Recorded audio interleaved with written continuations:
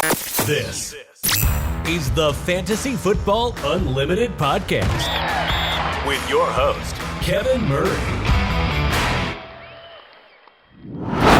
Welcome to the Fantasy Football Unlimited Podcast. I'm excited for this episode. We have Mr. Fantasy Football Guy himself on the show, Jameson Hutchison. Welcome to the show, my man. I appreciate it. It's an honor, especially with the list of people that have been on the show. So to be a part of it, I appreciate you having me on. Yeah, well, I'm thrilled to share your story and your what you're doing in this space. I say Mr. Fantasy Football Guy himself because on Twitter or X, that's what you say your daughter calls you, right? Yeah, my son actually. So Your son, son. Yeah, but whatever reason, one day he came home and that's what he referred to me as. Just because every time I've got something going on in my free time, it's usually fantasy football related. So he just called it that and put it in my Twitter bio, and it seems like it's been a hit ever since. So it's kind of how it goes. Just kind of how it goes. Yeah, I think it's how it goes for a lot of people dedicated to content creation in this space. Young kids, those that have young kids, they probably see them, like talking a lot of football. So it's Mr. Football Guy. I love that. So what are you up to in this space for viewers and listeners who are unfamiliar with what you're doing? Right now, I do the Dynasty Podcast over at Fantasy and Frames, doing that with Joseph Harlow and JJ Wenner. And then this year, I started my own YouTube channel doing DFS with my good friend Joel Worth. So decided wanted to keep doing that, and it was just easier for me to set up my own thing and kind of what I wanted to do anyways, and making the time for it. So that's what I've been trying not to overload myself, especially we're getting into the thick of it, the middle of the season where the wear and tear starts to wear out on you. So doing those two things right now, and it's been a lot of fun. I love it. How's that adventure going? How's the YouTube channel going for you? It's going good. It's going better than I expected because I didn't know what to expect when it started off. We've got listeners. I've got a couple people that I don't know that tune in every single week. That's, Nice. I mean, more than I can ever imagine. But it's got its ups and downs. It's a lot of figuring out the algorithm and all of that good stuff to make sure that people can see it, but at the same time providing content that's worthwhile for people to listen to. So it's been, almost like owning a business. You go through things that you got to figure out one way or the other, and just through trials and tribulations. So it's been a lot of fun though. Well, it's obviously great getting those reps and getting that content out there. You're doing a lot of good stuff for sure. You're a familiar face at the Fantasy Football Expo. A lot of people, love going to that event. It's a special event. We're going to talk about that in a little bit.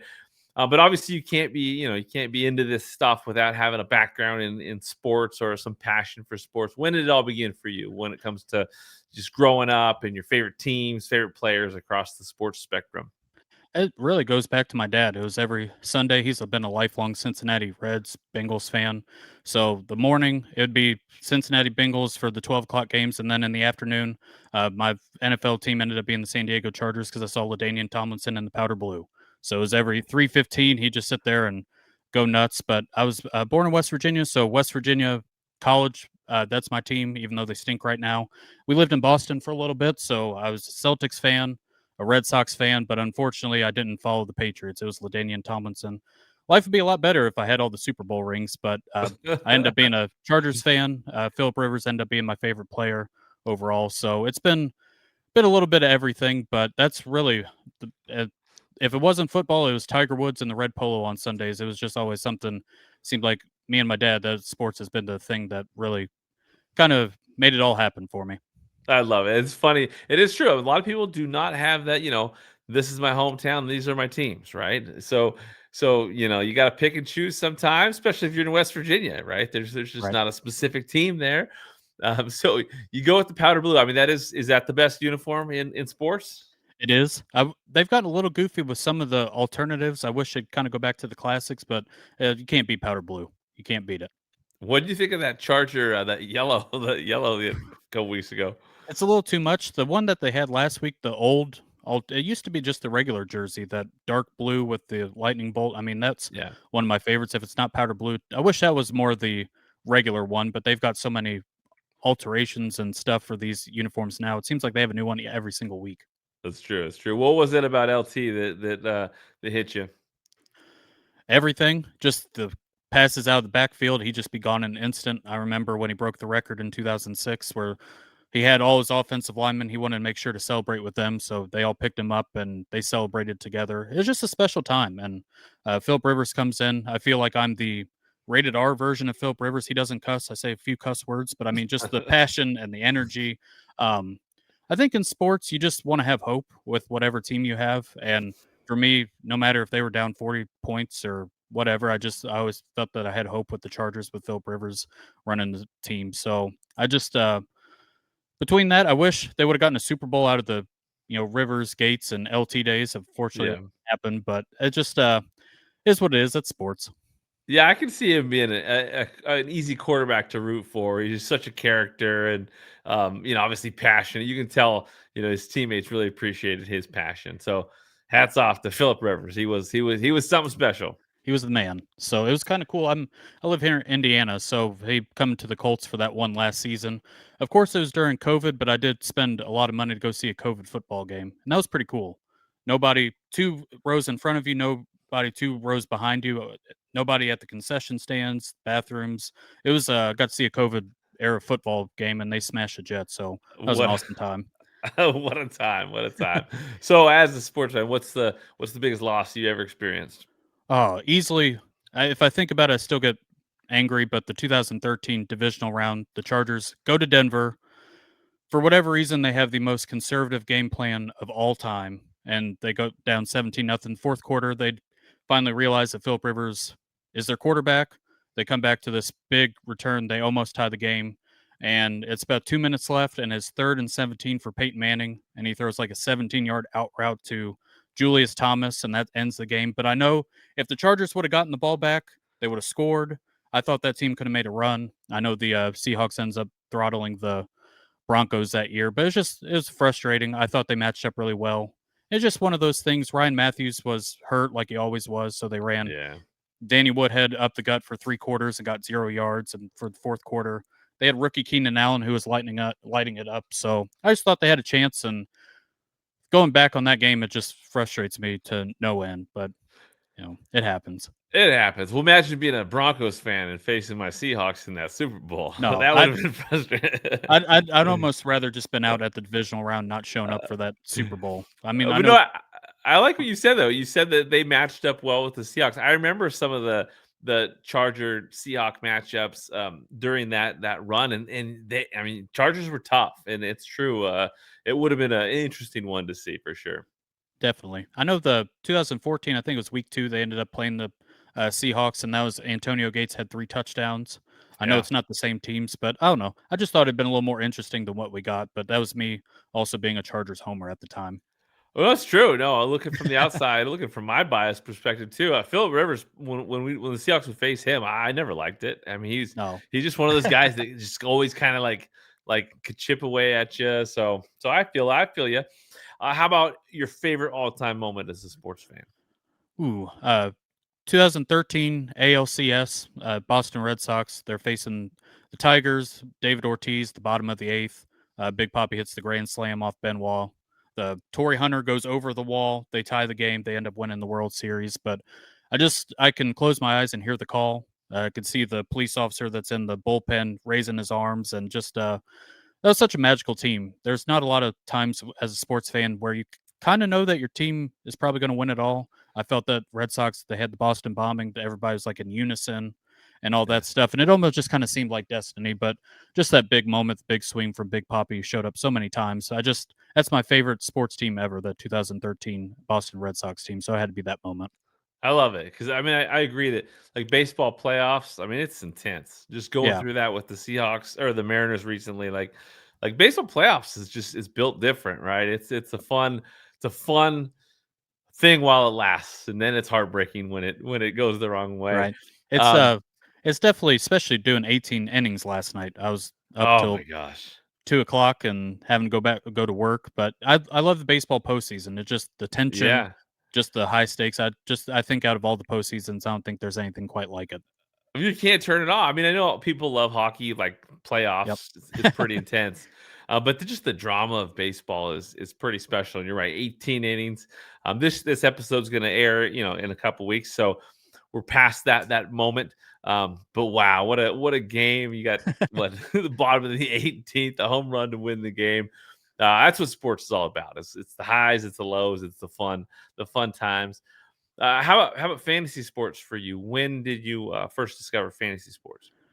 Probably in junior high school. So I'd say probably trying to think 2005, 2006, around that time. My dad was playing it. My dad would tell me about the times that he would have when he was making bets, and he would have to call it in like on a telephone and read the newspaper to get stats. So I'd say around that time, and then especially in high school, it really started to pick up for me. So probably 2007, 2008, getting into a lot of leagues and just being.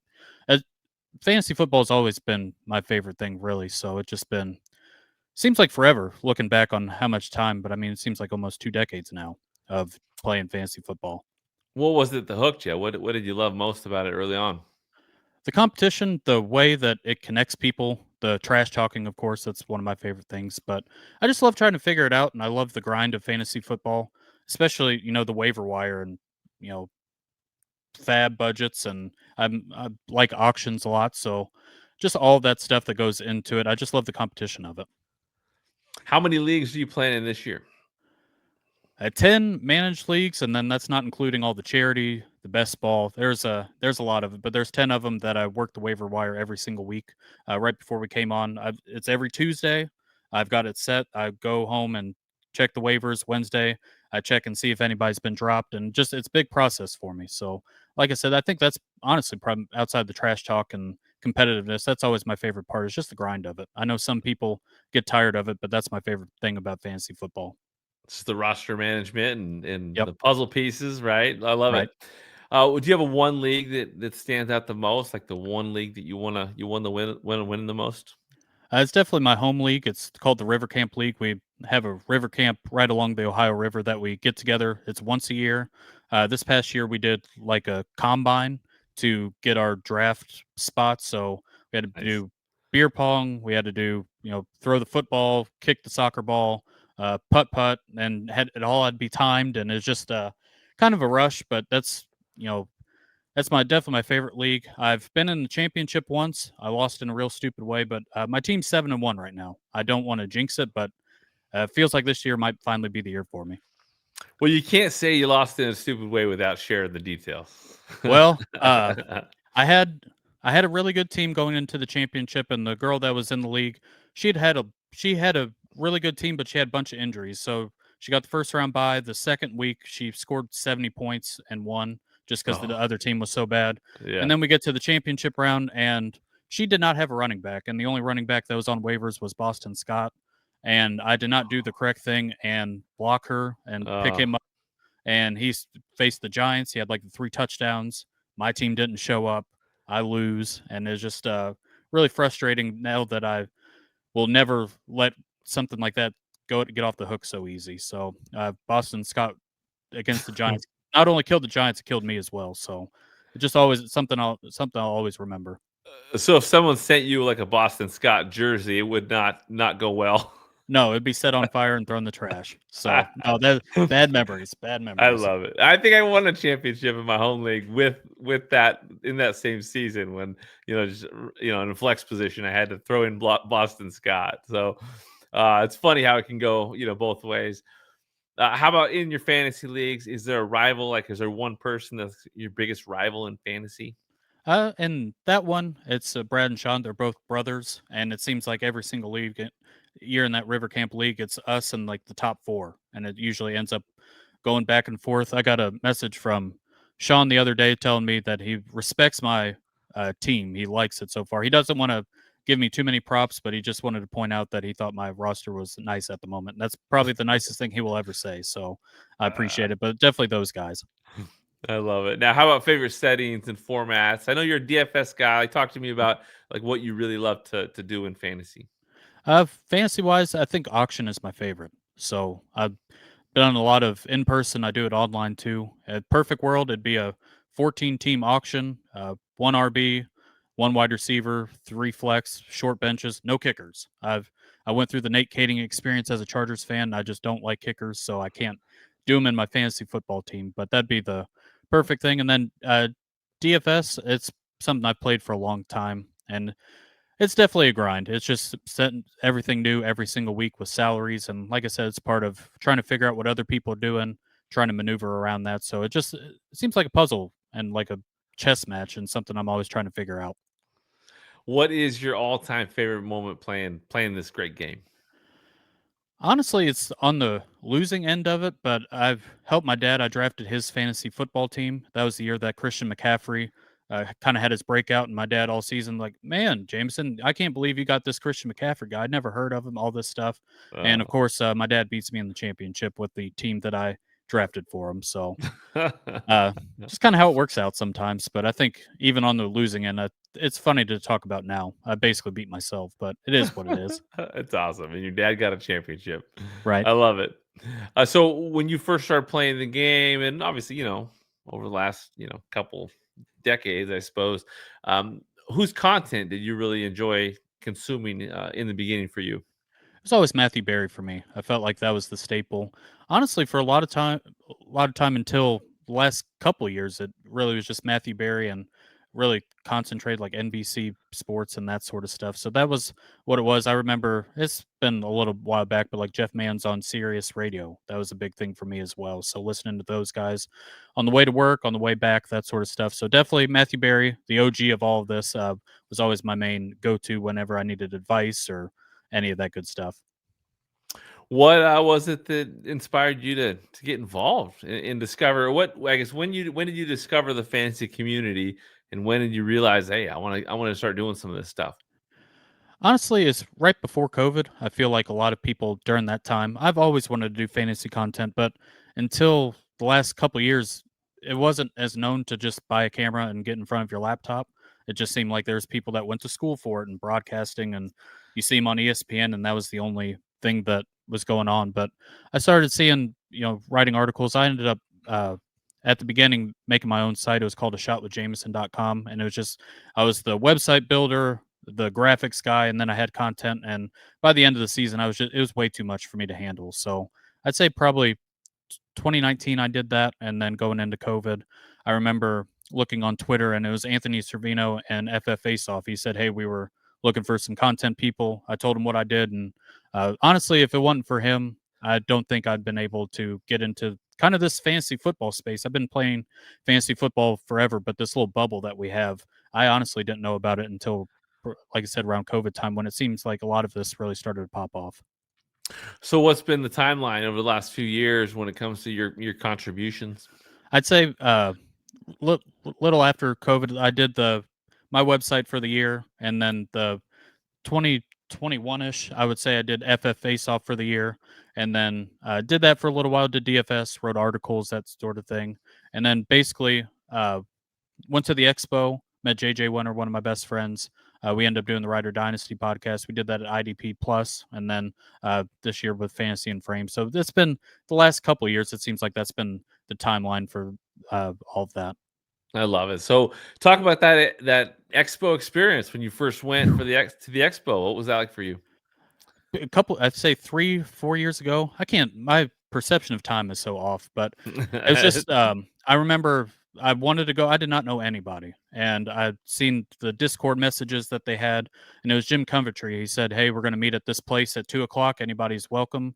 And I drove 6 hours from Indiana, and I'd gotten there just in time, and I just showed up. And I honestly, in any other world, I would never show up to a random meet with people that don't have a clue who I am. But I showed up, and I walked in. I saw him. I said, "Hey, can I sit with you?" And ends up two of my best friends in the world ended up being at that table. So just kind of crazy how that is. And I mean, for somebody who didn't know anybody in fantasy football, it's crazy how welcoming this community is and how easy it is, especially for me. I'm not somebody who's outgoing, I guess you can say, and going meeting people all the time, but it's just been this fantasy football community has been really good to me. So It's amazing.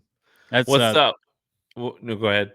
I was going to say that was just basically the start of basically the weekend. I hung out with Jody Smith and JJ Winter, and they basically took me under their wing, had me meet people, and just made lifelong friendships out of it. So it's just been awesome. I think that Scott Fishbowl too, just been two great, obviously, events for the community. Yeah, I was gonna say, what's been the most rewarding part of this experience in this community for you? I assume it has to do with kind of what you were just saying, right? Yeah, just the people.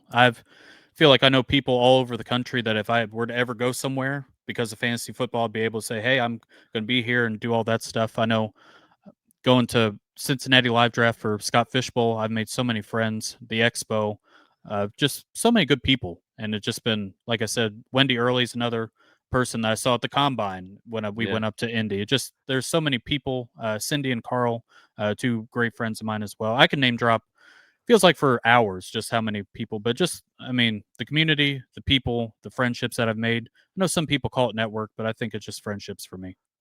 Well, and talk about the Scott Fishbowl live drafts. How many of those have you been to? Been to 3, and it's all been Nice. Cincinnati. I wanted to do some more last year.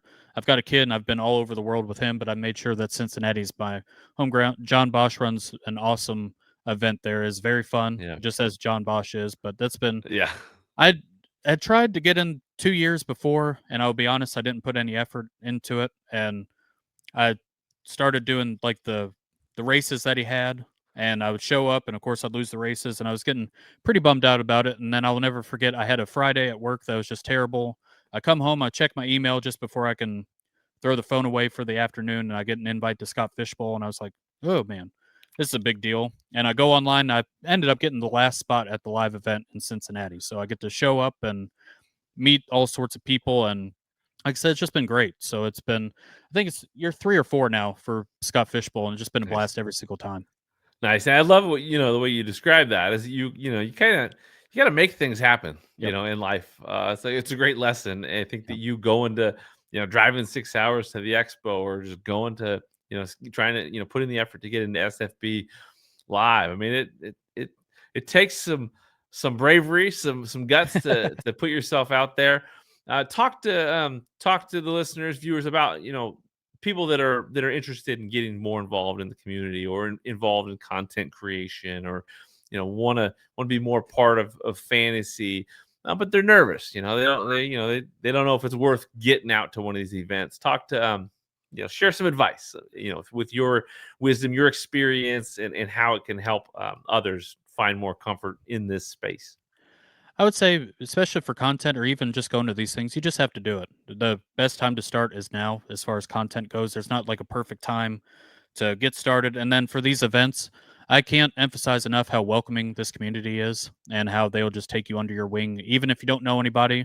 As long as you can just show up and say hi to somebody will grab you and introduce you to all these people and get you in group chats and all sorts of invite you onto shows. And if you see somebody who tweets out or sends out something like, "Hey, need a guest on a show," don't be afraid to reach out, even if you don't know him. I remember Iggy from the sports affiliation. He was the first show that I ever went on as a guest, and I mean, I didn't know Iggy. It was right before the expo, but I kind of sent a message, say, "Hey, and if you need somebody, let me know." And that was a friendship right there. It's just that easy. So I can't emphasize how welcoming the community is, and don't be afraid, especially if you go to the expo. It seems like there's groups and all that stuff, but I mean, all I've done is make friends there. There's not groups or any of that stuff. Everybody's just been great to be with, very welcoming and all that stuff. And I just, like I said, I think I've said 3 times, I can't emphasize it enough. Just go do it. Yeah, I know you're right. It's one of the most welcoming communities I've ever witnessed. Some great people in it. When it comes to the expo, what are some of your favorite events there? It's a multi-day event Yep. for sure. The Friday night party is obviously my favorite. Drew Davenport does the poker that Yep. Friday afternoon. I play that every year. And then the late night patio at the Doubletree. I don't think you could beat that. That's probably my favorite. After the little chill part of it, everybody just sits and hangs out and talks and does that. That's definitely my favorite part. I think that's kind of where the magic happens, where it's not the organized stuff. It's just people getting together. We really don't even talk football, honestly. No, It's just life and what's going on and just random stuff. That's probably the best part about it. I love it. You mentioned the football guys poker event. Drew's amazing, Yep. for sure. I remember being there this last year, and someone say, "Hey, watch out for that guy, Jameson. He's a poker Oh, player." What's your background and passion for poker? I feel like I've been playing it forever. My dad, I feel this whole episode ends up a lot of the stuff wouldn't be here without him. But he played poker forever, especially before it got illegal on the internet. But he would take breaks and stuff. Hey, Jameson, sit in for me. Like he'd be playing a poker tournament, and I'd be on the computer making sure I don't screw up for him. But play poker around here. I wish I'd play a little more right now, but go to the VFWs. We had the casino. Before I got married, I do the Friday night, Saturday night when all the people are out partying stuff. I'd go in there and lock in, work. It seemed like the midnight shift, play all night and try to win some money that way. So I wish I could play more of it. Now that I'm a dad, my time and all that stuff kind of goes different. But I still play a couple times a month when I try to. But it's one of my favorite things. That, like I said, fantasy football and poker, those two big things in my world. I love it. What's your highest finish at football guys at the poker tournament? I think football guys tournament's probably my kryptonite. I do not want I've not gotten to the final table. I think I got to the second and final one, but I've kind of limped there. So if you ask me anywhere else in the world, I've got some good finishes, but the football guys, I just haven't been able to conquer that one yet. Unfortunately. Hey, there's always next year, right? Yeah, just got to keep shooting my shot there. Love it. I also know you're a big fan of wrestling. I am. You got Randy Macho Man right behind you there. Talk to me about your passion for wrestling.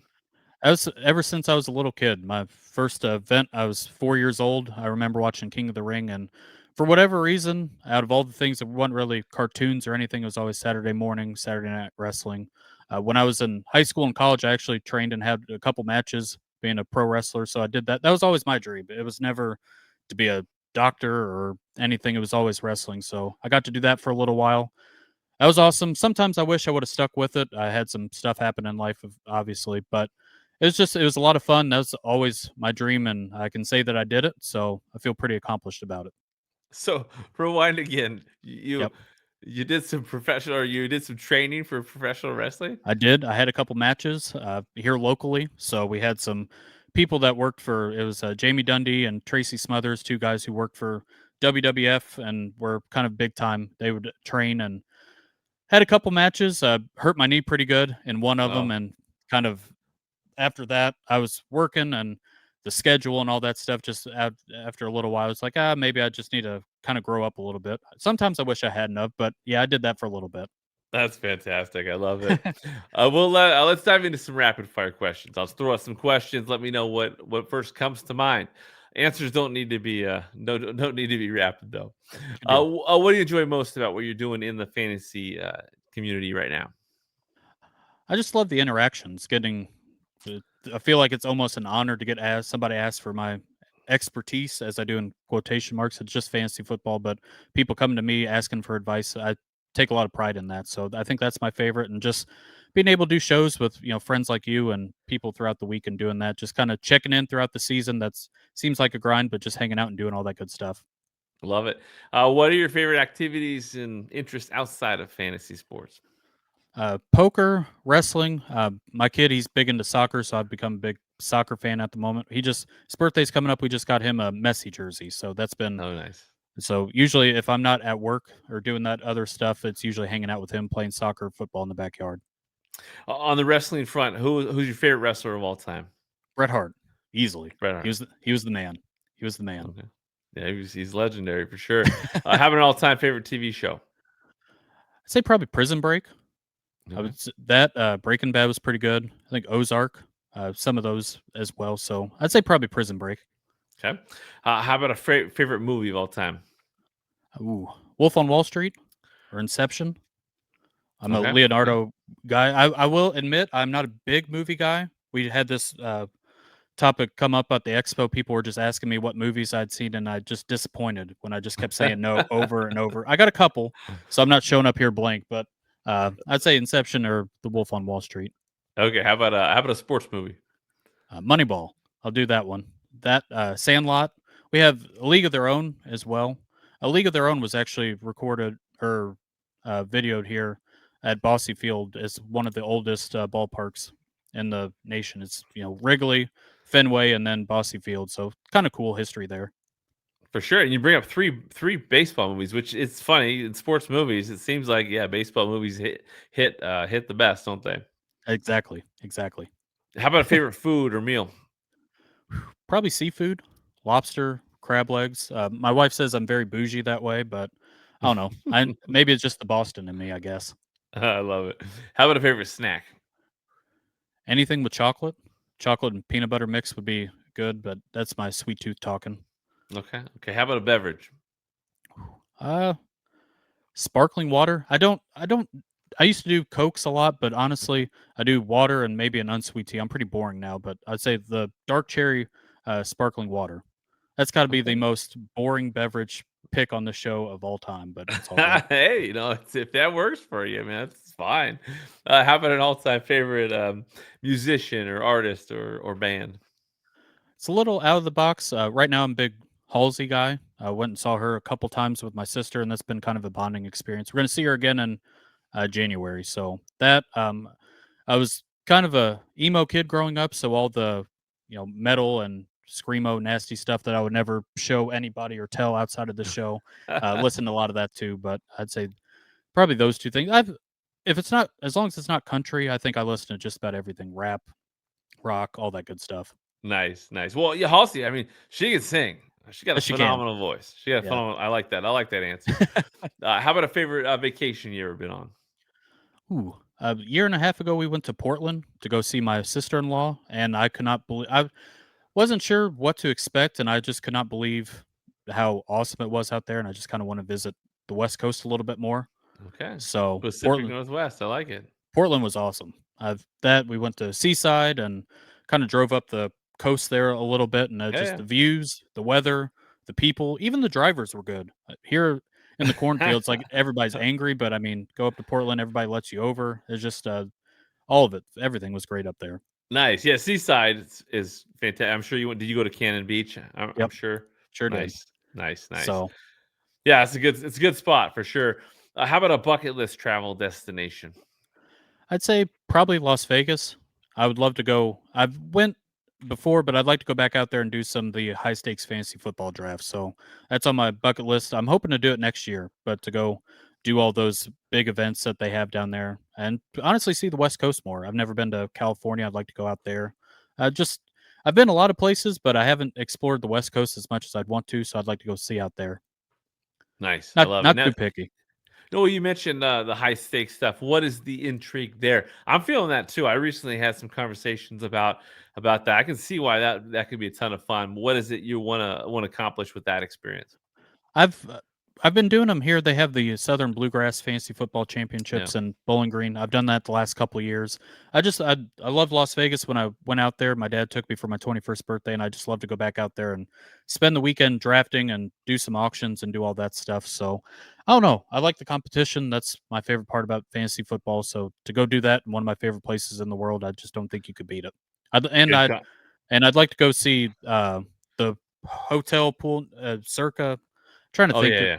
I'd love to Circa. go do that. Yeah, where they do Yeah. the fish bowl. That'd be nice to go Yep. out there and do that there too. I love it. I love it.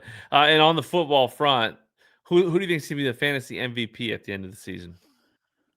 Hard to not say Jonathan Taylor right now when he's Yeah. scoring 3 touchdowns a game. He's been kind of on a tear, and I don't want to say it's totally out of you know something that we didn't expect, but just seems like it's been an absolute smash. Him, JSN's been really good. Jackson Smith and Jigba, Yep. and so I'd say probably Jonathan Taylor, the easy one. I wish I would have drafted more of them this year.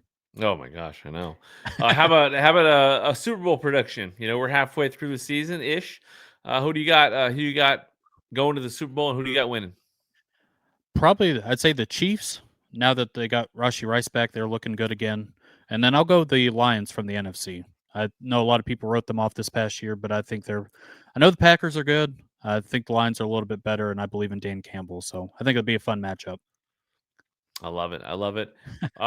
As we conclude a little bit here, what are you most grateful for at this time? Oh man, just the friendships I've made through fantasy football. I think that's been honestly my favorite part. The interactions and all that stuff. That people come to me asking for advice. I feel like it's an honor. Sometimes you get a little bit of the imposter syndrome. I'm sure that a lot of people do, but just that the interactions and the friendships. I mean, really can't beat that. I've gotten more out of fantasy football than I think I could have ever imagined, and it just seems to be growing each year. So I'm very blessed with that. I love it, and you've named some people that have impacted you along the way. Is there anyone else you want to shout out? just people that have had a big impact on you during your time in this space? I'd say two, my best friends, JJ Wenner, Jody Smith. I think they are two of the best people on earth. I want to point out Anthony Servino again. I know they passed away this past year, but I don't want to say that we were like great friends or anything like that. But I mean, he was the one that kind of gave me a chance. I remember he did the mental health podathon, and I didn't have much video experience.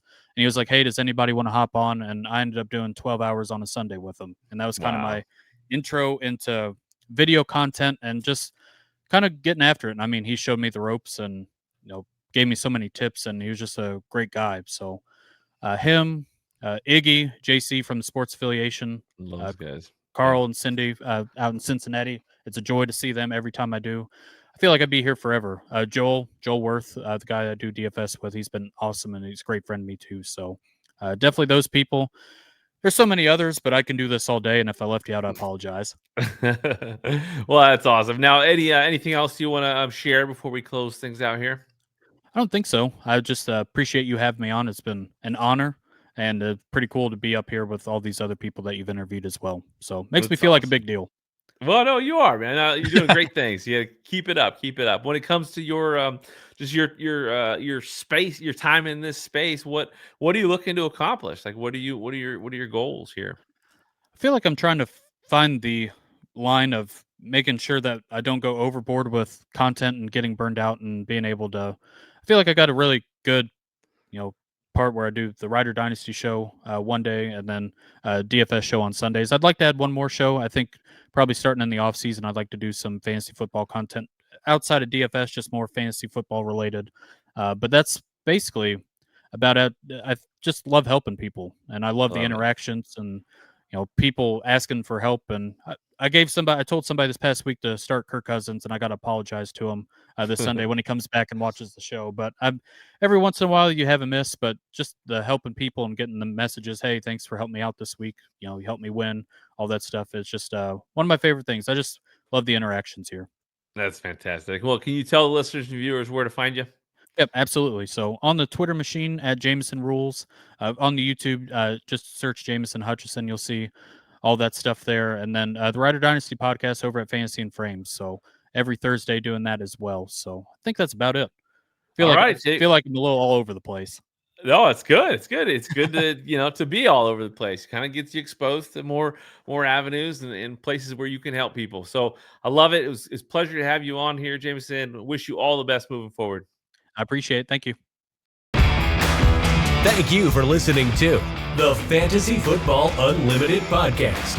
Until next time, be sure to follow and subscribe to all of FFU's social media accounts for daily content.